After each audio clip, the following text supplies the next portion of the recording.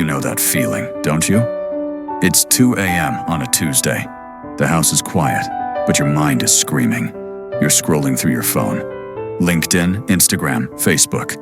Everyone you know seems to be hitting jackpots. They're getting promoted, raising millions for startups, buying houses in Austin or Miami, and posting photos of their perfect lives. And then there's you. You put the phone down. You stare at the ceiling, and you feel a heavy weight in your chest. You feel like you're running out of time, like you've missed the bus.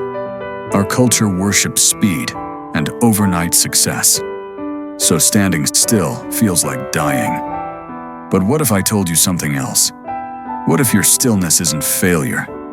What if the worst pain you are feeling right now, the rejection, the debt, the loneliness, what if it is the only thing that can save you?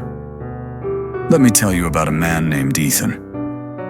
Ethan was the definition of the American dream, at least on paper. By 28, he was a junior partner at a top marketing firm in Chicago. He had the condo, the lease on a luxury car, and the tailored suits. He was running at 100 miles per hour, fueled by caffeine and ambition. But then, the crash happened. Not a car crash, but a life crash. The economy dipped. His firm downsized, and Ethan was let go. In the span of 3 months, he lost his job, his savings dried up, and the stress ended his relationship. At 29, Ethan moved back home, into his parents' old, dusty cabin, near Sequoia National Park in California. He felt humiliated. He deleted his social media apps. He couldn't bear to see everyone else winning. While he was packing boxes, one morning he sat on the porch with a cup of cheap instant coffee. He saw his neighbor, an old man named Sam. Sam was a Vietnam vet and a retired park ranger who didn't talk much. He saw Ethan looking miserable and walked over. "You look like you're carrying the weight of the world, son," Sam said. Ethan scoffed. "My life is over, Sam.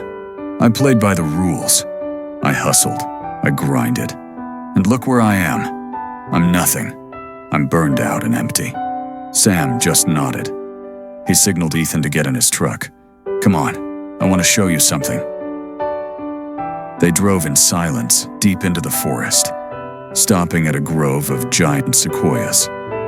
These trees were massive, ancient titans blocking out the sun. Sam walked up to a scorched patch of earth. It looked ugly. The ground was black, covered in ash from a recent controlled burn. Sam picked up a small, hard cone from the ground. It was sealed shut, tough as a rock. "Ethan," Sam said, holding up the cone. "People come here to look at the giants, but they miss the miracle. You see this cone? Inside are the seeds for a new sequoia. But this cone is sealed tight with a special resin. It's waterproof. It's windproof. Time cannot open it. Rain cannot open it." Ethan looked confused. "So how does it grow?" "Heat," Sam said, looking around at the burnt ground. "It takes a fire. It takes a temperature of nearly 500 degrees to melt that resin. When the forest burns, when everything looks like it's being destroyed, that is the exact moment these cones pop open. The fire clears away the competition, kills the bacteria in the soil, and turns the ash into fertilizer. Without the disaster of the fire, the seed remains trapped forever. It never becomes a giant." Sam dropped the cone into Ethan's hand. "You're in the fire right now, Ethan. You lost the job. You lost the status. You feel the heat burning you up. You think it's the end. But nature is telling you something else. This heat isn't here to kill you. It's here to crack you open." Ethan stood there, holding that burnt cone. For the first time in months, the tightness in his chest loosened. He realized he had been trying to grow like a weed, fast, shallow, and fragile. But life wanted him to be a sequoia. The fire of his failure wasn't a mistake. It was the only thing hot enough to melt the ego. and the superficial identity he had built up. It was releasing his true potential. Ethan didn't rush back to the city the next day. He stayed. He took a remote consulting job. He slowed down. He rebuilt his life, not for the approval of Instagram, but for himself. He focused on deep work, not busy work.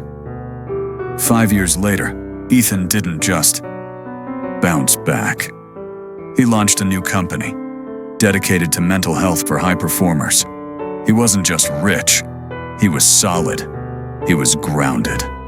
He had weathered the storm and come out stronger, just like the trees. Here is the truth for you today.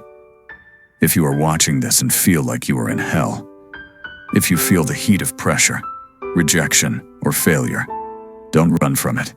Don't try to numb it with distractions. The heat is necessary. You are not a blade of grass. You are a giant sequoia in the making. The universe is melting away who you thought you were, so that who you really are can finally be released. Your timeline is different because your destiny is bigger. Let the fire burn away the rest. Stand tall. Your season of growth is just beginning.